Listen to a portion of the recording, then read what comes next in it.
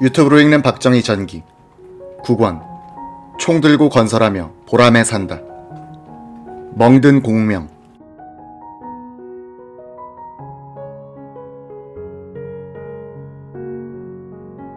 (1967년 5월 8일) 정부는 제7대 국회의원 선거일을 6월 8일로 공고함으로써 전국은 다시 선거 기류를 타기 시작했다. 5월 9일 오후 5시 박정희 공화당 총재는 청와대에서 공천자들에게 직접 공천장을 전달했다.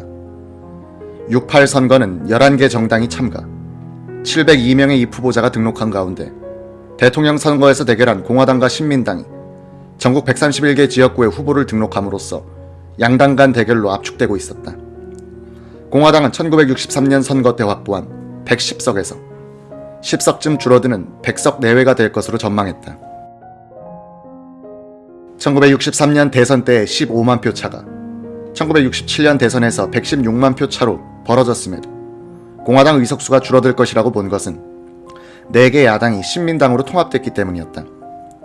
특히 1967년 대선에서 영남 지역을 제외하면 확실히 야당을 누른 여당 지역구가 많지 않다는 점도 이런 추정을 가능하게 했다.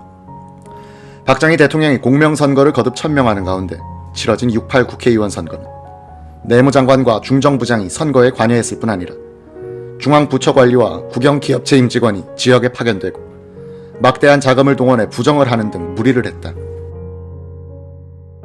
3.15 부정선거 다음으로 큰 후유증을 동반한 이 선거에서 공화당은 비례대표를 포함해 129석을 차지 전체 의석의 3분의 2를 넘기는 압승을 했다. 박정희 대통령은 경남 하동, 전남 광양, 순천, 벌교, 고흥 등지를 계속 시찰하다가 5월 25일에는 전남 목포에 도착했다. 이날 목포에는 박정희 대통령을 비롯 장기영 경제기획원 장관, 박충훈 상공부 장관, 정희섭 보사부 장관, 김윤기 건설부 장관, 박경원 최신부 장관이 모였다.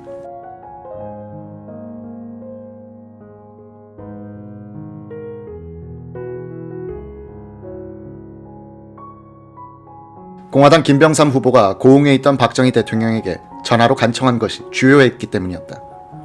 공화당에서는 박 대통령과 사부 장관이 이곳에 모인 사실을 들어 임시 소국무회의를 열고 목포지방 개발 사업을 구체적으로 검토 결정하게 된다고 선전했다. 비교적 낮은 관심 속에 있던 6.8 총선은 박 대통령이 공화당 총재의 자격으로 5월 26일 오전 목포에서 처음으로 공화당 후보 지원 유세를 벌임으로써 새로운 양상을 띠기 시작했다. 신민당 등 야당은 즉각 이에 반발, 박 총재의 유세가 명백한 위법이라고 단정하고 고발 등 모든 가능한 법적 투쟁을 벌일 것을 26일 목포 지구당에 지시했다. 중앙당에서도 박 총재의 유세와 정일관 총리의 지방시찰 등 정부 강요의 여당 후보 지원을 들어 27, 28일 이틀 동안 부산, 대구 등 대도시에서 열리는 유세를 통해 규탄 방침을 세워 선거 분위기가 험악하게 돌아가기 시작했다. 목포에서 출마하게 된 김병삼 후보와 관련 최근에 필자를 만난 새천년 민주당의 한 중진은 이런 증언을 했다. 김병삼 씨는 공천을 거절하기 위해 권총 오발 사고까지 낸 걸로 알고 있습니다. 정치와는 거리가 먼 사람이었는데 전남 진도 출신의 육사 3기생인 관계로 박 대통령이 강력히 권고한 것이었습니다. 출마 후에는 김병삼 씨가 박 대통령에게 도와달라며 하소연했다고 합니다. 박 대통령도 김대중 의원을 견제할 겸 김병삼 후보를 지원할 결심을 단단히 하게 된 것으로 압니다.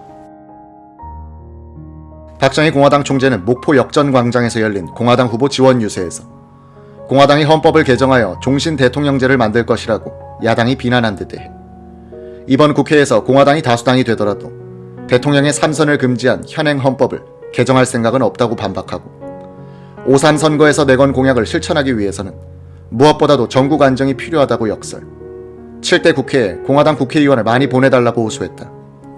이날 박 총재는 김병삼 후보를 가리켜 군 재직 시절 나의 친구라고 소개하면서 이번만은 여당 국회의원을 뽑아 여당 도시를 해보는 것이 어때요? 라고 말해 청중을 웃기기도 했다. 박 총재는 야당 의원 출신 지역이라 해서 정부가 그 지역을 미워하는 일은 없다고 말한 뒤 그러나 여당 의원들은 자주 청와대를 찾아와 지역사회 발전을 위한 고충을 털어놓기 때문에 자연히 관심을 갖게 되지만 야당 의원들은 1년이 가도 청와대를 찾아오는 일이 없으니 본의 아니게 그 지역에 대해서는 관심이 소홀해지는 것이 사실이라고 했다. 박 총재가 다녀간 뒤 목포는 6.8 총선에서 가장 치열한 선거운동 지역이 됐다. 양 진영이 맞고발을 지속하는 가운데 유세 마지막 날인 6월 7일 저녁 8시 목포에서는 김대중 후보와 김병삼 후보가 동시에 유세를 가졌다. 김대중 후보 측 청중은 약 5,000명, 김병삼 후보 측은 수백 명 선.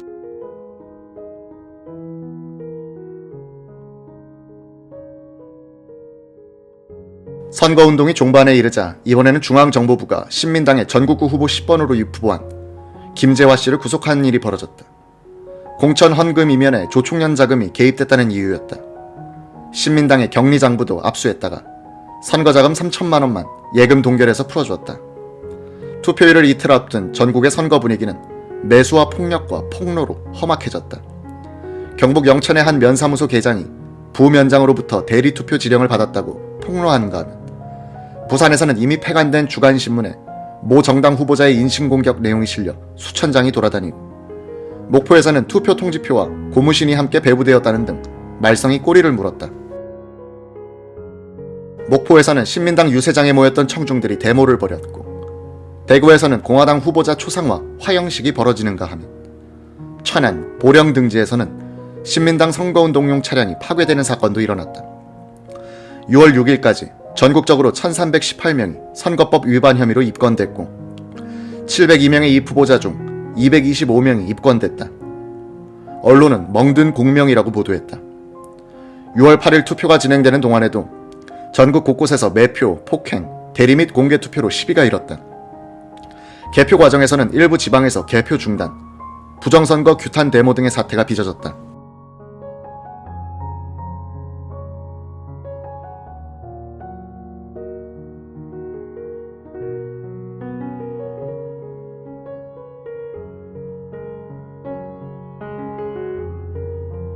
서울 동대문 갑, 을구, 서대문 갑구에서는 공화당 후보가 불리하자 젊은 당원들이 개표소에 난입, 기물을 부수고 야당 참관인들을 폭행하기도 했다.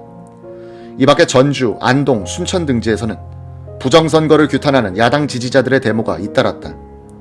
개표 결과 지역구 131석 중 신민당 28석, 대중당 서민우 후보가 1석을 차지한 데 반해 공화당은 102석을 차지했다. 이 결과에 대해 공화당 재정위원장이던 김성구는 회고록에서 공화당도 놀랐다고 썼다. 신민당은 서울 14개 지구 중 13개 지구에서 압승했고 부산에서도 5석을 얻은 반면 농촌에서는 공화당이 휩쓸다시피 했다. 이런 양상은 5.3 대선에서 드러난 동서와 성향을 뒤엎고 자유당 정권 하 3대 총선인 1954년 5.2 선거 때와 마찬가지로 도야, 농여로 환원됨을 의미했다. 6.8 선거의 후유증은 개표 완료와 동시에 시작됐다. 연일 야당은 선거 무효를 외치고 학생들이 거리로 나오기 시작했다.